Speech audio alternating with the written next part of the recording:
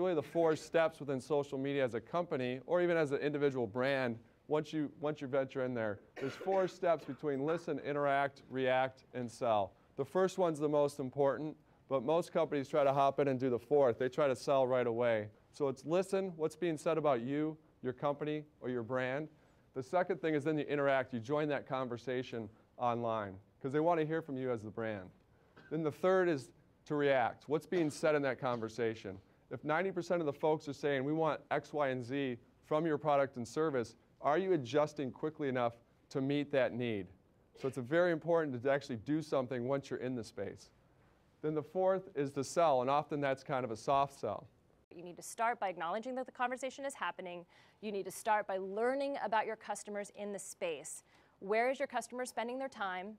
And what are they talking about in those different areas? Before you rush in, spend some time getting to know what people are saying about your brand.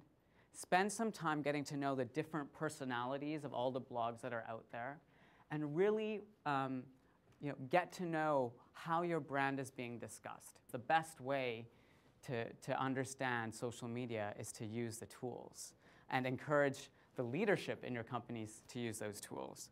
First step, listen, create a strategy. Jump into the conversation when you've decided how you're going to talk to people first, and it's the hardest thing to do. It is the absolute hardest thing to do, to sit back and say, okay, I'm just going to let this conversation go by, because what you'll learn by listening for a month or 2 or maybe 3 is that not every question necessarily needs a response, and if you jump in and start to respond too quickly, people are going to expect that you're responding. There's certain kinds of queries or questions that will come up in social media that actually some of your customers, your evangelists, may be able to answer for their fellow customers. Right. Yep. This is Starbucks' homepage. As you can see, they have over 5.5 million fans. They now can talk to 5.5 million people every day. They've created their own social cadence with their fan base. They actually reach out to this fan base 3 times a week. 1 time a week they make an offer. 1 time a week they entertain. 1 time a week they ask a question. It's very important for each brand to create a cadence. If you look at the people on Twitter that seem to be really gaining a lot of following, they're authentic to the point where you probably wouldn't be comfortable as a luxury brand doing this stuff. I love Twitter. It's my natural reaction as a marketer to kind of put a spin on everything and to constantly be sort of selling, right? As opposed to saying, oh, this idea flopped, or this product is not working out, right? I think it's really difficult to be authentic. What if you don't have a Richard Branson or a Martha Stewart to tweet? Honda had 4,000 followers, and then a customer service representative called Alicia started tweeting, and people liked her voice. And Alicia from Honda, is that what it's called? Alicia at Honda has more followers than Honda brand. So trust me, if you're smart and you're creative about it, there's a ton of people with a great voice inside your brand that will get following. If you're the CEO, you better be doing it. Otherwise, someone's going to find out, and then you can't then control the downward spiral of how people interpret that. It can be managed by a group as long as you're transparent that it's by a group. JetBlue is a really great example of, they have an on-deck strategy. It's fine if you tell them it's the PR department as a group who's going to be talking to you. You just have to let your customer know who they're talking to. The executive voice is right for some brands. It is a very controlled voice. It is a push message. It is about telling people what you're willing to talk about. Louis Vuitton is very much an executive voice. Very rarely do you find them responding to anybody in this space or answering questions that are outside of a customer service issue. This helps you cut down on the human capital, at least for that initial investment. But the ultimate opportunity is to really be the social butterfly, to be a little bit of both.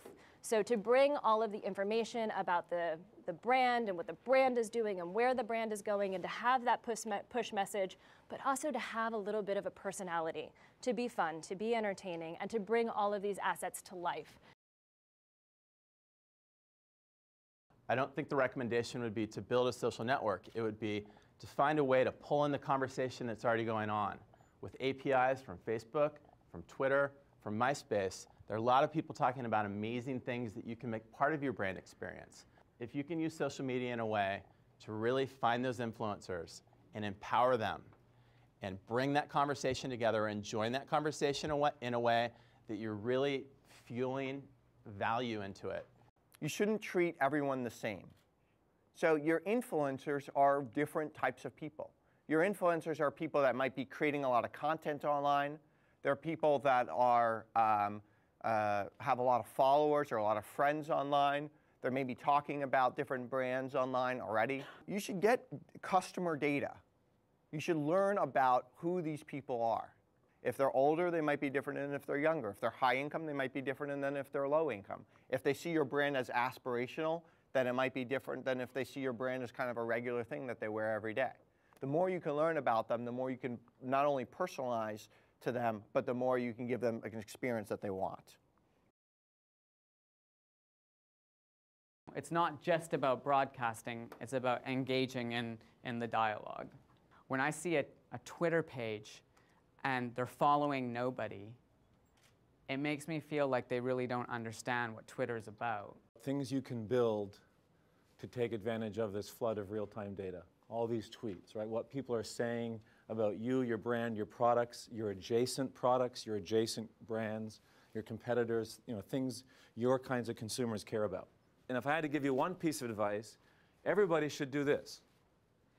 Meaning, put a live Twitter feed on your website. Anywhere on your Facebook page, wherever your consumer is, feed this to them. You should track your responses. Track everything. Track your clicks, track your opens, track your retweets, your growth of your fans, your coupon codes redeemed, your number of mentions, all the other things that you can do. All these things are trackable, and learn what's working and what's not working. Don't expect immediate results. It takes a long time to build a social media campaign. Don't expect all of a sudden you're going to have millions of followers. You've got to try different things. You've got to go to bat a lot. You've got to kind of iterate. You have to think of how to do it. If the strategy is more like, I'm going to think for like 3 months and create the social media strategy and go out there with it, I think it's more likely to fail. You're going to fail, and brands fail at this stuff all the time. As much as the internet kind of has a long memory, it's really, really, really difficult to find a lot on the campaign. So there are ways that your failures don't necessarily need to be really public. We actually found, among particularly campaigns in luxury and autos, that while social media efforts you need to be engaged over time, the campaigns that worked were somewhat perishable. So it's a great tool for product launches, for you can see with Ivanka or with the Ford Fiesta, even Art of the Trench, for all the positive press and all we've talked about it today. The views right now, a couple months out, are substantially down from back in November when the site was launched. You have to move beyond kind of traditional PR messaging on these mediums. So find people at your brands that are interesting, find people that are that understand the brand, that understand your message. And it's okay to have multiple voices, but it's kind of finding ways to repurpose content to be entertaining. Unlike traditional media campaigns where you're spending a lot up front trying to allocate your media spend and disseminate your content, these are kind of day-to-day resource allocation issues where you need to have people on the ground kind of engaging continually with consumers. You have great brand evangelists who are going to police the content for you. They're going to defend the brand. Focus on encouraging, like Volkswagen or like Raymond Weil, encouraging people to create great content for your brand and leveraging that content.